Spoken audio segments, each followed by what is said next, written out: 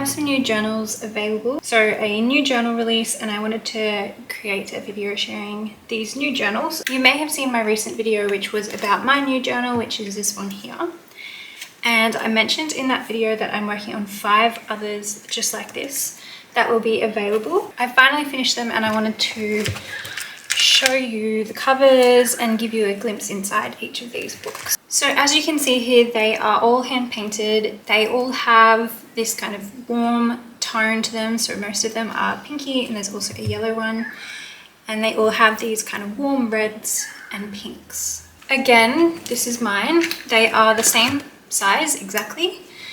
This particular journal is the same color as mine. I wanted to create one in the set that's very similar to mine in case anyone loved this one. All of these journals have some hand painted designs on the covers. So I painted the covers as I usually do, but then I went in with a small brush and I painted some florals across the covers of each of these books. And they're all different to each other, but they all have the same kind of vibe. And then all of the journals have some gold embossed flowers on the back as well. So I'm going to give you like a close-up shot of each book here that's going to be available. And before I do that, I'll just talk a little bit about the insides, and I'll just give you a quick little glimpse inside because they're all very similar to each other. So I made the inside pages very similar again to my personal journal, which I made at the same time as these, just a little bit ahead of these so that I could start journaling. And if you've seen the video on this journal, you would already know that the pages inside here are quite plain compared to what I normally do. So I included a lot of tea-dyed paper, and this paper is really nice weight. It's a drawing paper and it actually holds different mediums quite well. And for pattern papers, I included little bits of pattern paper on the edges of pages. So there's lots of ledger paper in here as well, and then little snippets of beautiful patterned paper, which again, I've just included sort of down the edges of pages just to include some patterns, but also not to kind of overwhelm me with patterns, because I found in my last journal I had so many gorgeous papers that I really loved that when I would come to a page that was a beautiful pattern like this, I'd feel a little bit stuck just because I love the paper that much that I didn't want to cover it up. But I still want to include my most favorite papers in my journals, which is what led me to this solution of just including those really beautiful papers sort of down the edge, and then I can always add in more beautiful papers later on. So this is my personal journal. Again, it's a mixture of ledger paper, so vintage ledger paper, tea-dyed paper, and then some little snippets of patterned paper. And I'm having a lot of fun actually filling this up. So I've got some other videos on my channel sharing a bit about this process if you haven't seen those yet. I wanted to make these all quite similar to my own. So if you are following along my channel and you like my personal journal and you would like one similar, these are it. I included sort of the same sort of mixture of papers. Nice quality drawing paper, I tea-dyed it, and there's some fold out pages. The only real difference in these ones is I added some large craft paper. So when I went back to buy more paper, I saw this big A3 craft paper pad for drawing, and these again, they're a really nice weight, and I thought that that would mix into this mixture of pages really nicely. So these pages, they also have snippets of patterns along the side, some of the same gorgeous papers and prints, and then there's a nice mixture of vintage ledger paper in here as well. So very similar, pretty much the same to my personal journal. The only other difference, I did add just a couple of full-sized pattern papers, but literally only maybe like 2 or 3 per book. So I did that because I didn't want to add too many stark white pages, and I didn't tea dye these patterned papers. So that's kind of what the mixture looks like. And just like with my journal, I kind of made it so that some of the papers are peeking out just a little bit, so along the top and along the side. So again, I'll show you mine. I really like this look where you can actually peek into the journal while it's closed and you can see some of those beautiful paper textures. I think it just goes well with the vibe of these particular journals, but if you don't like that look, that's something to keep in mind. So all of the mix of pages are pretty much the same in all of the books, and the lining paper in the books is all the same. So this is this gorgeous Liberty Print drawer liner, which is lightly scented also. And again, that's the same as my personal journal, and all of this collection have the same paper on the inside as well. I'm just giving you a really quick glimpse inside the books, and then I'll show you the details of the covers.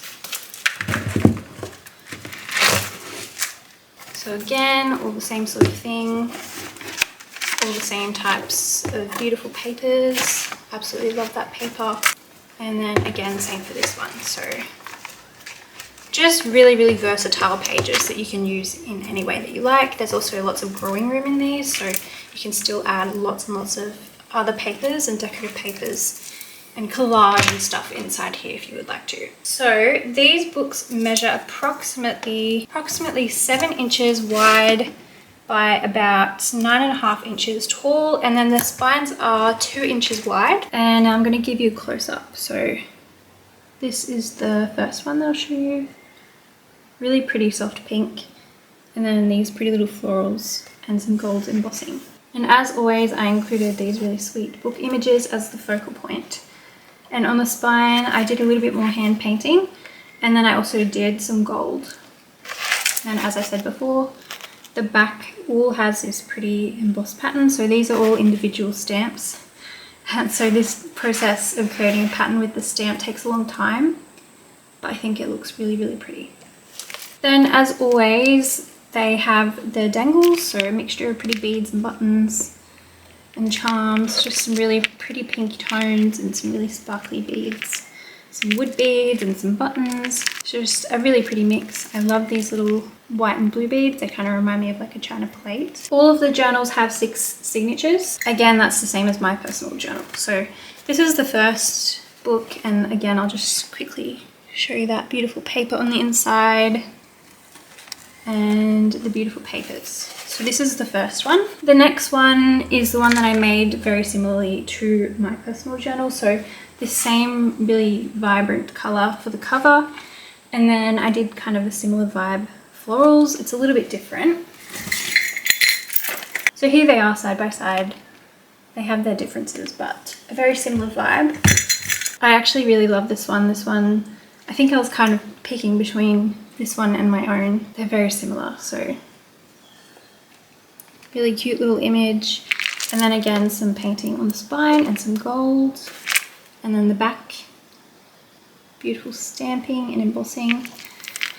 And then this one has sort of the same mixture of beads and charms as well. This one's got like a pop of green and yellow, so it's a little bit more vibrant. Really pretty. Then again, inside the same beautiful floral paper, and again a quick glance at the pages. Next is this one, probably the deepest color of all of them. It's like a deep pinky, almost like a magenta color, or like an eggplant, I don't know. It's quite a deep color. The gold embossing on this cover stands out really pretty. And then this one has all of this hand painting on the cover and a little bit of gold around the outside. And sweet little image in the middle. Then on the spine, a little bit more hand painting and some gold. And then again, I'll just show you those charms up close. So this one has lots of blue charms. Really, really pretty mixture of charms. And you can always add more charms to these too if you want to. Next is this yellow one. So when I was painting the covers and picking the different colors for the collection, I thought that it would be nice to have a nice warm sort of yellow cover in here as well. So this is a really soft yellow color. And then here's the hand painting. Just frames the image, which again, really sweet image, one of my favorites. And then some more hand painting on the spine, more gold. And then here's the back. And the dangles on here, again, same sort of mixture. Really pretty sparkly beads. And a nice mix of plain-ish papers. Then the last one in the collection is this pink one. I really like this one too. So this one has some strawberries on the cover. I had a lot of fun painting those. And then this really sweet image of these 2 little kids and a little bit of gold also. Then again on the back, the gold flowers. And then on the spine of this one, I painted some more strawberries. So they're kind of like mirroring each other. And then the charms are very pink and red and warm, with a little pop of blue in there also. So this kind of complements the blue in the image and ties it all together. And then again inside, just give you a quick little glimpse. So this is my first collection, my first journal release of the year. As always, it does take me a while to get a collection finished, quite a few months usually, and so the collections are pretty spaced out. This release is going to be on Etsy, and I'll have the details down in the description box below. I was going to put one of these up on eBay as another option, but I think for this particular release, I'll just pop them on Etsy. If you would like me to reserve one book for eBay at every restock, please let me know, because that feedback is so helpful. Otherwise, I'm kind of just guessing at what you guys want. I know that most people are quite comfortable with Etsy. That's what they're used to. That's where they're used to buying journals like these. I know that some people did like having the option to kind of have like a second chance at getting a book on eBay though. So if you are one of those people, please do let me know, because in future collections I can reserve a book for eBay. eBay does have its pros and cons, and as a seller it definitely has some cons. So that if you're wondering, eBay does have some really high fees, and not only that, but they don't actually release your earnings until the buyer has received their book. So that can take a few weeks depending on where the book is going to or where the order is going to. And I completely understand why they have that feature on eBay. It's to protect buyers, and I completely understand that. But it is a little bit of a con for sellers, as well as the fees and everything. So I definitely like eBay for its pros also. I like that we can have auctions on there. I like that it gives another option to buyers, and it allows people to actually see the listing for a longer period of time. So it definitely has a lot of pros as well.